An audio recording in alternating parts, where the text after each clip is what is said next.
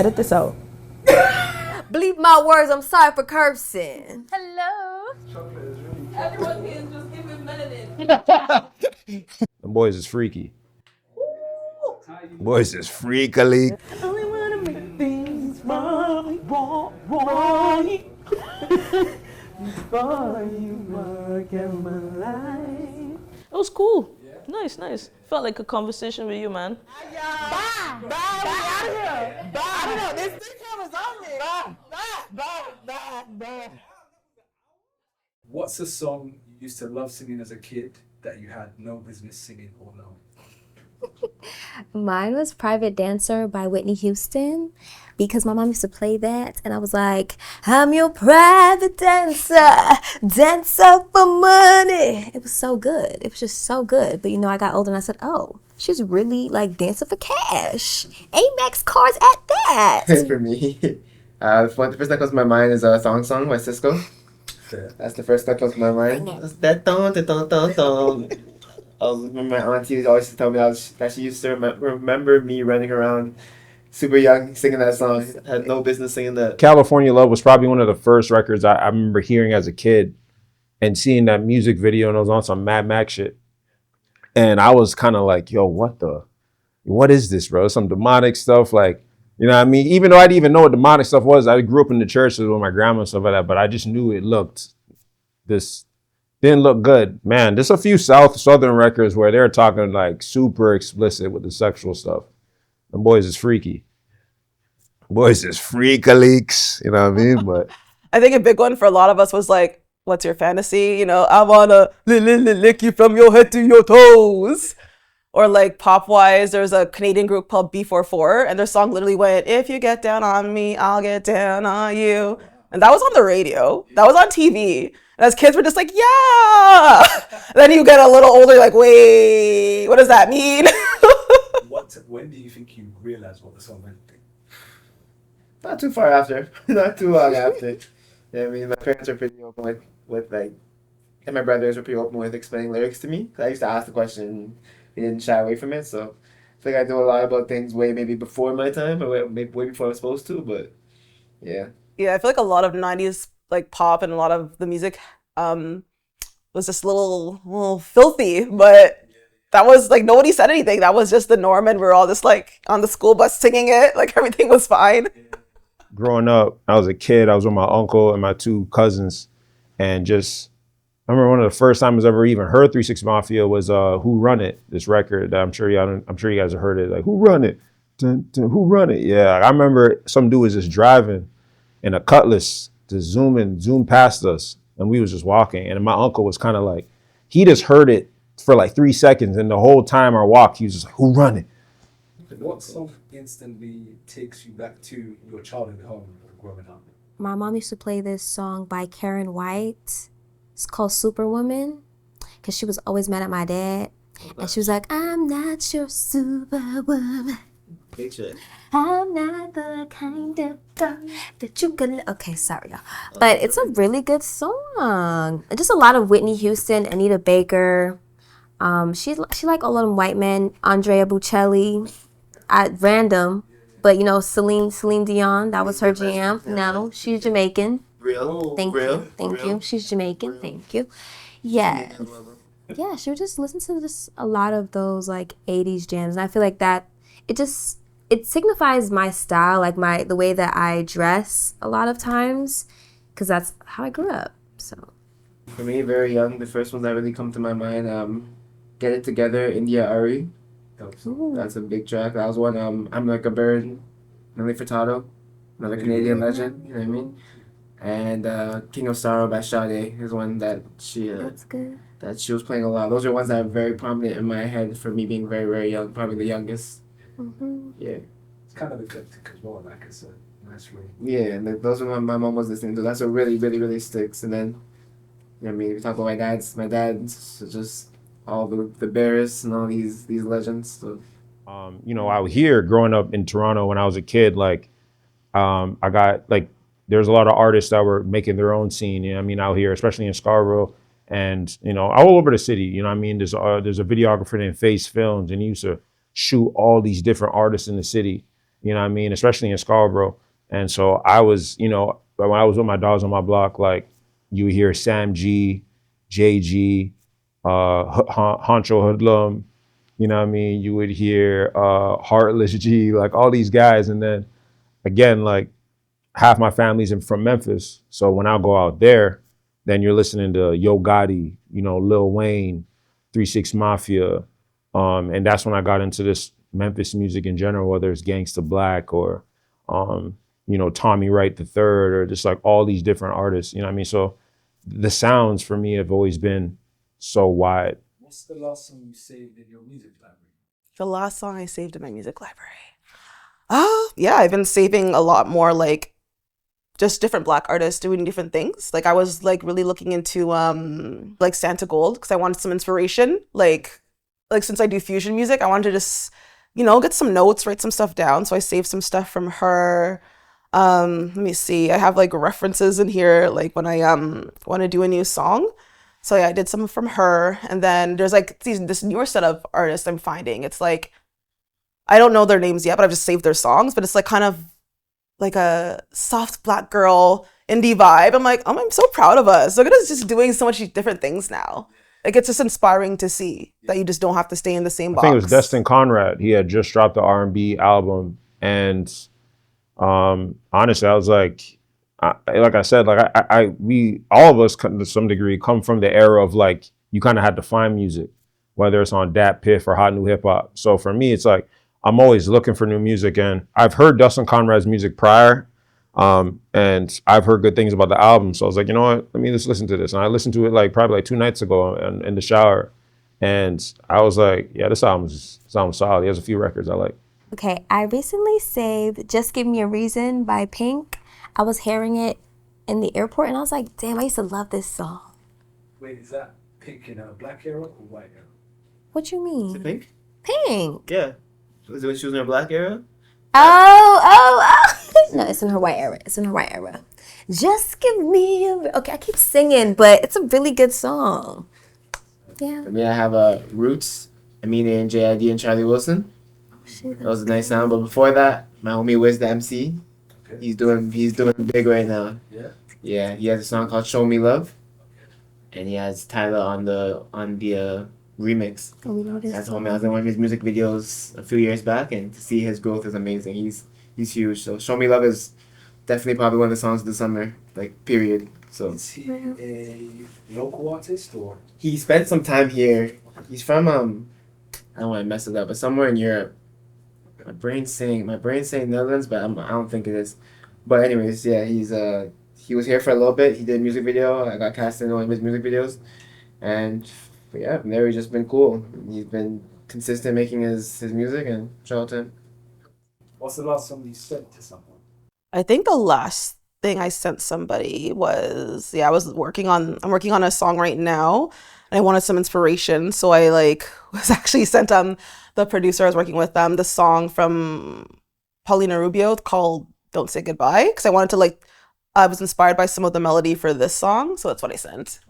I feel like you send me more songs than I send Yeah, you. probably sent her Cleo Soul. We went to that concert. It was so good. Yeah. I'm not a Cleo Soul girl. I'm more so like Snow Allegra. But it was a really good concert. And he made me do research. Shout out to him. Yes. No, she speaks the gospel, man. But it's really She good. speaks the gospel. So Shameless plug. You know she's from the UK. Right? yeah, of course, she's like that. I was pissed because I said when she comes this side of the world, I'm going, and then she ends up doing five shows in New York, nowhere else. And I'm like, that's bullshit. But Got those tickets. Oh no, I went. Yes. Okay. My baby took me. Okay. I was like, you gotta get these tickets ASAP. I'm saying. Right. No, I'm not because you giving would you that have pull. more appreciation because of me. You know who that is? That's JJ. Lowercase though. I was Lowercase. actually asking him, but that's him. He's one of my favorite artists for sure. Last song I sent to someone was probably my song, one of my songs. I'm gonna keep it a bean. I feel like as an artist, you want to consistently try your best to, submit or send your music to people and keep trying to make sure that you're on top of your game. You know what I mean? One of the, especially at this point in this day and age, I mean, not even this day and age, in past, present, like people are going out selling CDs on the street. And I think the least I can do You know, people don't buy CDs no more, but at least I can do is send my music to people and be like, yo, what's going on? I know we met, I don't know, at a fair or at an event, but I make music. I'd love for you to check it out. This is who I am. You know what I mean? So I think most definitely it's probably one of my own songs. What's an artist you have recently discovered? Damn. I've been actually, not recently. It's not a recent discovery, but I've been bumping a lot of Raven Lene. You're welcome. I knew about Because of Raven me. Lene for a long time, but It's because of me. when she came to visit one time, her album just came out. I listened to it. I was like, this is a good album, you know what I mean? And then I put it away, and then maybe like, let's say a month and a half ago, I got high and I started listening to it. I was like, this shit is See, really good. it's bird's eye. That's been on heavy rotation recently. One of your favorite songs from it? From her, Which one? she says, I know, "How you could love me not." Yo, Love Me Not is Love Me my Not one, is his though. favorite from that album. That has a rock sound to it, so I like I that. know. But I've been spinning a lot. She's like, how could you love me if you leave me behind? It's a Love big is track. blind. Love is blind. Big track. I'm saying he has me to thank for this, because I put him on to Raven Lene. Ecstasy. He's from Vancouver, Canada. He's like a punk alternative rock artist. And again, like the music I got my range of music is always gonna stay wide, you know what I mean? And I think that his music, he has a few records that I truly have been spinning super crazy actually. Like it's nuts. Like I can't even trace. But he's dope. Ecstasy from Vancouver, super dope artist. If I want to say him, then I would say I don't know her name, but the KWN girl. It's like, and she has a new song, Paint Your Nails. Paint your nails the way I like them. Yeah. With Kalani, and she's macking her, going crazy in the video. Yeah. Going nuts. She was on them times. Yeah, for sure. So I just heard a song from Lay Banks called Tell Your Girlfriend, and I saved that. Alter Ego with Doechii and JT. And like earlier when I was talking about like those girls kind of making like different types of music, like I was just checking out Fifi Dobson again because she started re-releasing some like new music and stuff. But it's like all over the place, man. It's all over. Who is an artist that you think is majorly slept? I feel like that could be said about a lot of artists here. Like earlier just mentioning like Layla Day, Via Mighty, Savannah Ray, like a lot of the Black women making music here. They're loved here, but I feel like they could be just so much bigger with the right support. What's the song you're embarrassed to admit you love? I'm not embarrassed to admit any song. There's They're all good. There's a song called Hide and Seek by someone called Imogen Heap. Okay. And it's a very emo sounding song. But ironically enough, I remember I was young and one of my friends came and took my headphones and said, "What are you listening to?" And I was listening to that song. She said, "What kind of emo shit is this?" And then a year after, the song's actually sampled by Jason Derulo. Said, what you say? It was sampled by that, and like everyone was singing it, and I was just like, bro, you dissed me last year for it, and now it's a hot track. So I think about that often, but yeah, it's a very, very emo song. Sounding song, at least. I guess a little ashamed of, Sexy Red, because, I love a good hood jam, but, you can't shame me for being a hot girl. You can't shame me. Anything in particular by Sexy Red, or would you say? Yes! Get it sexy! Get it sexy! Boy, you know this ass super bad. Okay. Decorum. What would you say the soundtrack to your college or uni days was?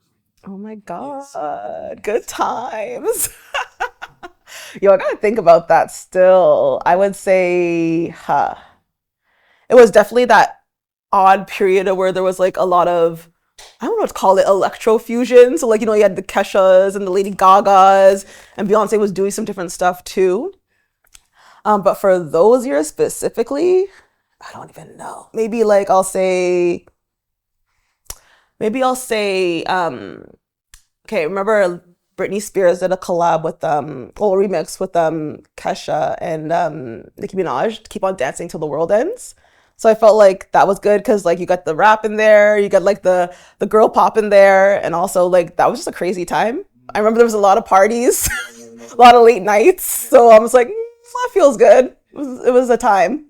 Like, why the hell was I wearing fishnet gloves and pearls? Where the hell was I going? Like, where was I going? Yeah, feathers in the hair, like cowboy boots. Like, where was I going? When I first started listening to my own music, because I feel like I grew up listening to my mom's stuff, like, you know, Jamaican music and just reggae and, you know, a lot of 80s music, like Anita Baker. So I didn't really have like my own sense of music until I was in high school and college, and I listened to a lot of Kanye, my Beautiful Dark Twisted Fantasy. That was my jam, you know. That was my jam. And then I went back a little bit. I'm still dabbling into all of it, but it's really good. Like I'm listening, I'm like, damn, who wrote this? Like this is really bars right here. So like that.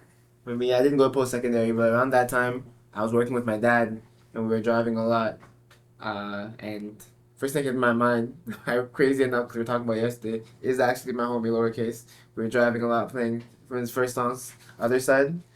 Back in the day, that's one thing that I remember vividly. A lot of Mac Miller during that time. A lot of Mac Miller, a lot of Kanye. But I have to say, I'd be remiss to not mention that a person who has been throughout my whole life, and that's been at different points, different music, has been Lil Wayne. So mixtape, Wheezy, even Carter 3, Sorry for the Wait, all these things, The Drought, all these things are pivotal at different times of my life, and I was listening to it way before I should have been. Like I remember being in grade like 4, taking this bus to school, bumping like old Wheezy, The Drought was over, like mixtapes, and he's been someone who's been throughout my whole entire life, all till through high school, past high school. Sorry for the Wait and all these things, Carter 4. Just he's been the guy. During that time period, it was a bunch of different things. It'd be harder to lion. I think because for me, around the same time that I was supposed to, I guess, go to college, I just wanted me and my parents. I just had a dispute with them, and I wasn't living on my crib no more, so I was just couch hopping. So it was a lot of Kid Cudi music, as an artist that I feel like I resonated with, you know what I mean, in terms of speaking about emotions in a raw form. You know what I mean? I think that he was the one for me, in terms of artists growing up like that. He helped me stay sane in a sense, you know what I mean? Like he helped me stay sane. I think when I was just on road, you know, with some certain friends trying to make money, it was a lot of Dipset, it was a lot of Jay-Z, you know what I mean? And it's funny, I think like to some degree you kind of want to connect certain songs with a certain emotions, and I feel like a lot of when I was on road trying to make my money, it was a lot of Get Money music, whether it's Fabulous, Soul Tapes, or, you know, Jay-Z, like I said, the Blueprint 1, and Blueprint 1 for the most part. And then, like just me just being a geek. The Cool, Lupe Fiasco's The Cool had me in a headlock. You know what I mean? Those 2 albums, I think Kid Cudi's Man on the Moon 1 and 2, and The Cool, and Graduation, and Jay-Z's, I mean, a lot of Jay-Z album songs had me in a headlock throughout that time period of my life. In your own words, what does music mean to you, or what is your relationship with music? Damn. I would say like music is therapy. Like in every stage of my life, I have a soundtrack. Like, oh my God, I'm sad right now. I'm feeling emo right now. I have a song for that. I have a song for every single stage of my life. So music just makes you feel less alone. It's never gonna leave you. You know, that's an attachment thing, but music is never gonna leave you. You know, it just feels like a warm hug, because somebody always makes a set of words that just makes you feel loved, and it just Understood. Understood. I feel like that's why I love Raven Lenae's music. That's like my favorite artist, because she just makes you just understand like the feeling of love and heartbreak, and it just makes sense to me. That's all I got for you. Yeah, for me, for music, I've listening to music my whole life. I'm a dancer as well, so like music, that's the listening to the sounds and the beats. It makes me move a certain way. It makes makes me react a certain way. And then you go and you add the emotional stuff that she was saying. Like you're hearing a song and it's saying exactly how you're feeling. You know what I mean? Or you hear a certain song and you just get happy and want to bounce your head and just to move your shoulders. Like it's all encompassing. It's life. Like when people are not listening to music, like you go around the transit or something with no headphones, just raw dogging life. I'm saying that's crazy. You need music at all times. It makes life better. Yeah. For me, music is really important. Like, I think music wise, it's like, you know, the soundtrack to your life essentially. And there's a song for every mood, for every moment, especially now with newer artists, just taking music and embracing it for their own like benefit, whatever it is that they want to say, whatever they've like gone through. It's really important, man. I feel like whenever I'm just not having the best day or something, I go like listen to songs. If I'm something really good's happening, I'm gonna pull up a really good song that I like. And then as an artist, I feel like it's just your medium to express yourself. Like whether that's like a party song, whether that's something like more uplifting, maybe that's something that's speaking to your trauma. I feel like there's like a lot of power in it. And yeah, like it's all good. Like everything's valid. Like whether it's just like again, like a love song, a breakup song, like I don't know, maybe something about something or someone you don't like, it's all valid. It's all needed. Art is my life, but music is the platform and the category of art that I take a lot of my life and I put into. You know what I mean? I think music has, for a lot of artists, changed a lot of people's lives, of course. But I think that, like, man, like, I just feel like music is, like, you know, therapeutic, obviously. I think music is just books. You know what I mean? Music are books that are basically now given to the people in a form that is a lot more digestible for people to indulge in and to, you know, acknowledge, you know. And I think that, I mean, you never asked this. I think that's kind of what kind of hurts me about music. Some of the music today is like we're now going into a realm where a lot of the books, if we're going to put albums as books, they're books about a lot of nothing. You know what I mean? It's not enough about who you are as an artist or who, you know, what you represent or what your morals or values are. You know what I mean? Because I think a lot of music helps a lot of us grow into being the human beings and men and women that we are. And I think that as we stray further away from creating vibes and good, I don't know, vibes, because a lot of people love, like, that's the entry, like that's the kind of like the word that sticks a lot. It's like, yo, I just love the vibe. And it's like, I agree with that. I think vibes are important for music, but I also feel like, you know, we are kind of straying away from music that kind of help people become, you know, real human beings. You know what I mean? And, you know, I think me as an artist, that's one of my goals, is to try to make human music to help him, like, not help human beings, hopefully it does, but to speak from a human being standpoint. What's your controversial music take? Controversial music take? I got one. We need to bring back 9-minute songs. I feel like back in the day, you know, it used to be like 2 different songs in one. Now we just have a little hook and another hook, 1 chorus, and we're done. No, throw them 2-minute songs away. We need a 9-minute song. You know, Runaway, that's a long song. I can listen to that over and over again. Lenny Williams, Cause I Love You. Big track. You don't know that one. I don't know that. As you know, I love you. Well, sound by Kanye. Don't worry, I'll show it to you. We talk about the Frank You Ocean. just be off key. No, man. You just be off key, because I know what song that is. You do? Yes. You know, Anyways. I don't think I'll ever have a favorite male rapper. I don't think so, just because I'm just happy for the female rap wave, because like just music is just more relatable to me and my experience. And there's like some rappers, like, you know, like Tupac had always like provided some level of consciousness, but also was talking the real shit as well, or like the reckless shit, and that's fine. But you know, at some point they will always say something like misogynistic, especially back in that day. And it's like, I love what you're saying here, but I don't love what you're saying here. So I just don't think I could ever call a male rapper my favorite. But women, hell yeah, for sure. Do you think you can separate an artist from their art? Ooh. yes and no. Like, no, like to put it simply like this. You know who the golden person we're talking about? Golden is crazy. That's a pun. I can't hear his music and not think about little girls. That makes me uncomfortable. You know what I mean? He has absolute bangers. He's one of the greatest R&B singers of all time, if not the greatest. But it's just like when I hear certain songs, I'm like, shit. Yeah. But there's the odd time where my brain does not associate it, and I'm like, fuck, yo, this guy has some bangers. He really does. But I never go on my phone and type in Ekelle, and that makes me sad because he has too many Let's see the search classics. history. You're an op. That's what you are. Right. But something I'm talking about something like Kanye that was absolutely wilding. Yeah. But he's one of my favorite artists, pretty much. Yeah. I can separate because I'm just like, bro, he's not peeking on little girls. That's the line. It's situational. I mean, that's what we want me to say, man. It's definitely situational because I also really like Kanye, but I can't like openly say Kanye's my favorite artist in the world. Like, y'all gonna look at me crazy. Y'all gonna think that I support Trump too. No, I don't. No, I don't. But like, he got really good stuff. Like, I wrote like a 5-page essay back in college on like how amazing of a producer he is. I was like, damn, this is really good. Like, storytelling, the samples, like his sampling is really good. Can't turn your back on him. I can't. It's really hard. But a lot of those bold, like, Really hard. I'm sure Marvin Gaye had something too. Or was he? Ah, was my it- man! He like married Marvin like Gaye's didn't really like marry like a good. super young girl or something like that. Yes, he did. Married, She's like 18. was she like his niece too? Let's not talk about that. Saying, I mean, if you want to cancel people, let's cancel everybody. And that's not true. Nobody's It's just perfect. there's a line, Nobody's and perfect. no, the Give me line two is. songs of yours that people have to listen to.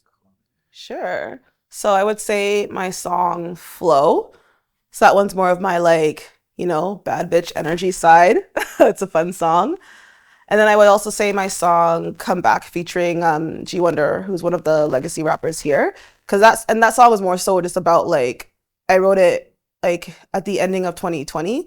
So it's really just addressing like what happened. Like, people were just treating Black people however they felt like, before. And then the George Floyd issue happened. And suddenly everyone's like, oh my God, oh, is it that bad? We didn't know. We fucking told you. You knew. You just didn't want to listen until his murder was broadcasted. So in that song, I commented on it and essentially just said, like, this needs to change. Like, Black people need to encourage each other and love each other more. And just like, if you ain't about that life, don't talk to us. Like, go over there. Like, if you're not part of the solution, you are definitely part of the problem. So like, I don't know what you're justifying here. Like, obviously there's a huge problem. In today's day and age, if you're choosing to ignore that or not acknowledge it, that's a big choice. Cause like, stop. We had proof before, but even so now, I think there's more allies and more like media sources like supporting what we've been saying. So you really can't hide from it. It's like, are you going to do something or are you just going to like be a part of the problem? I think there's two songs that are descriptive of, that speaks on my life and my experiences. I think So It Goes is one record where it speaks on my experiences in my life and my upbringing. And I think that another song is Zeitgeist that I think speaks on that as well, but on a lighter note and a more better feeling note. But if I were to add a third one, just in terms of just like a good record that I think a lot of people would hear, and it's just like, I want to, like, people will probably hear and be like, yo, this is the record. It's probably Run right now. The song I have called Run on my Pilot Episode album. And all these songs are on my album called The Pilot Episode. And I think just that album in general, if you're just like, you want to get a better understanding of who I am as an artist, I think that album is like super defining in terms of who I am as an artist. I said I blacked out this whole interview and didn't tell you about my favorite artists. Marvin Gaye, Rihanna. She just signifies just confidence. You can see like her growth from like, like her early, When you have a $1 billion backing, your music has to be good. We're saying. Yeah, shout out to Rihanna. She's golden. She needs a new album. Anti deserve the Grammy. I personally feel like she doesn't need a new album. Okay. Right. That's Controversial. I feel like her music was good in 2016. That last album, Anti, was great, but it's like, do you think that she can make 2025 music? Could she top Anti? Yeah. Anti, Do you know what I Anti mean? might be I feel like a- everybody's making pop music. Nobody's making art. Doechie's really good. She's doing a great job at that. But to bring Rihanna's like art style into 2025, she really has to pull something. Like, she has to have somebody. She got the money. For real. She has to have somebody to make it. Right? Right. Yeah. But she also does her own thing, which I appreciate. I look up to her. Outside of music as well. Like, she's literally the epitome of like, why would I be? Real. I'm saying, girl boss. Pharrell, Tyler Creator. What are those people doing in music and doing fashion now? I love that. Doing anything. Being a creative. Real. I'm saying, real as fuck. Same. I'm saying. Okay, what are your thoughts on the Toronto music scene? I think there have been improvements, but we still have very far to go. I think there needs to be more support specifically for Black artists, especially for ones who aren't necessarily making like barbecue music. And again, it's fine. Like barbecue music is good. It's necessary. Like it's fine. But there's just people are afraid to take risks, I feel. Like there's big scene with a lot of women doing different music. It's like, you know, obviously in the States, there's people making like bad bitch music. There's Nicki, there's Megan, City Girls, all these people. So like I attended Nicki's concert last year. That was sold out. She had 2 shows here. But then like, where is our Nicki? Like we know there's a market for it. We know this show will sell out. We know Canadians enjoy that music, but like, why are we not celebrating women here making that music? Like why is there no place for these women to perform that's like proper? It gets like all underground and people try their best, but some shows are janky as fuck. And it's like they deserve more. And I feel like I don't know what it is. Like I'm currently with the group trying to petition one of the organizations that gives out the grants. Because we've all noticed it's the same people getting the grants, the same like big artists like Drake and The Weeknd can very well apply to this grant pool that I and other like more upcoming artists can apply to as well. And that's not fair because it's like obviously they're gonna give it to them. Like, you know, because in their eyes we haven't proven ourselves or whatever, but how can we if you're not giving us the chance to do that? So hopefully that group will be able to like change some things a bit over time. But in general, I just think we need more funding because the music is good. A lot of the like those top popular American songs or the BTS song Butter, I think a Canadian girl wrote that. So it's like, you know, like people come to us for the songs. We have the talent here, but we are just not supporting our own people enough. They say we're what's called an export market. So it's like you kind of get your training here, but then you find your success elsewhere, which I think is ridiculous, but that's what people call it. It's funny. I think Toronto had a super, super dynamic music scene when I was a kid, but we had legitimately no infrastructure. You know what I mean? Like not a pinch of infrastructure, especially when it comes to hip hop, rap music, because I think that Canada is a country that wants to portray a certain look that certain hip hop and rap at that time they didn't want to necessarily give highlight to. You know, especially when you have America being the president and the leader of like what pop culture and hip hop culture and urban culture is. You know what I mean? So I think that I think that it was hard in the beginning, but now it's habit. It's still hard now because we're building the infrastructure now. Because now that the people, we've begotten so much people into this country. You know what I mean? People that look like me, people that look like you, and we have so much stories to tell. And now it's kind of like there's so much stories to tell, and it's kind of hard for this country to act like there isn't. You know what I mean? Especially when it comes to the form of hip hop and the form of rap. So now I feel like they're kind of trying their best to build infrastructure, but I just feel like the infrastructure is still very lacking. And there's a lot of talented artists out here, whether it's, you know, people from Scarborough, Malvern, where I'm from, or, you know, West End or Ajax Pickering. You know, there's so much great artists, but it's just like, we just don't have the right tools and the funding and, acknowledgement pushed into it to birth what can be really a new, like just a renaissance. You know what I mean? Because to some degree, like we do have the Drakes and the Weeknds, and I think those two are the biggest artists in the world. You know what I mean? Like hands down. It's actually not really comparison. You know what I mean? You can put Kendrick Lamar in that argument now, but it's just like for the last like decade, those two guys had ran the way where music, how like the charts and what peak music is. And I think that there are only two people in a country of millions of people. You know what I mean? And those are the people that figured out a way to break out of here. But it's just like, if this country gave us a launch pad to break out of here in general, then I just think that we would have a lot more opportunities to see a lot of stars. Like in the UK, like I think the UK has kind of had to be forced to acknowledge the rap and grime and, you know, the scene there. And you guys consistently keep birthing stars, you know what I mean? And I think with the lack of infrastructure here, it's just hard to birth stars. You know, there's a lot of great talent here, but to birth a star, it's just like it's a community effort. And I think we just lack the infrastructure to do that. I think the people I'm around that I enjoy their music. I enjoy their music.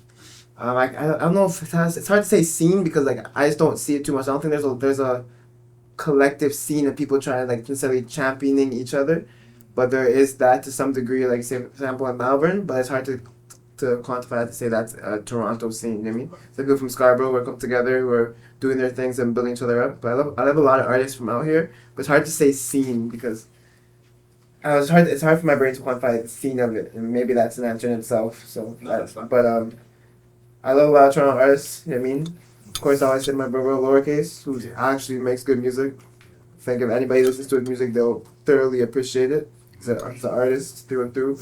Homegirl Jasmine Kiara, homegirl Milo. There's a whole bunch of people that I really, really appreciate that are from Toronto. So there is great music, and I'm excited to see how there can be some sort of, I don't want to use the word unity, but some sort of collective push for breaking the barriers that Toronto may have in terms of music. I'm biased. I feel like being from New York, I feel like we're just the best place for music. You know, Biggie, Pop Smoke. Like nobody thinks about Pop Smoke. Like, bro, my attachment to Pop Smoke, that was real. He could have gone places. How about Jay-Z and Nas? Oh yeah. All right, that's enough. We heard enough. Anyway, but you get it. Yes, contributions. But I feel like no matter, even when I'm traveling, at any club, y'all always playing New York rappers. Do you know what I mean? New York, we're just top tier. We just have culture. We have culture, and I know y'all are jealous because we have culture. New York is the best fucking city here. New York, stand the fuck up. Bleep my words. I'm sorry for cursing. I mean, currently we also have a whole West Coast, East Coast thing. So New York is better. What can I say? I do love New York rap, so that's all I'm gonna say about that. I'm not sure if it's better, and I don't even think New York's a better city than Toronto, but that's a whole different conversation. Who do you have? He's saying the Toronto rap scene. I said Drake. That's all I know. Drake party next door. Sorry, I just spit. Party next door. Sweetheart, Toronto's been taking over the music game for a minute. The whole GTA. You guys got shot to the weekend. Anyway. Who has 4 billion streams on Spotify?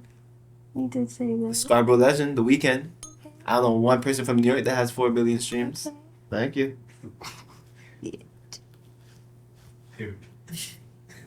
Period me?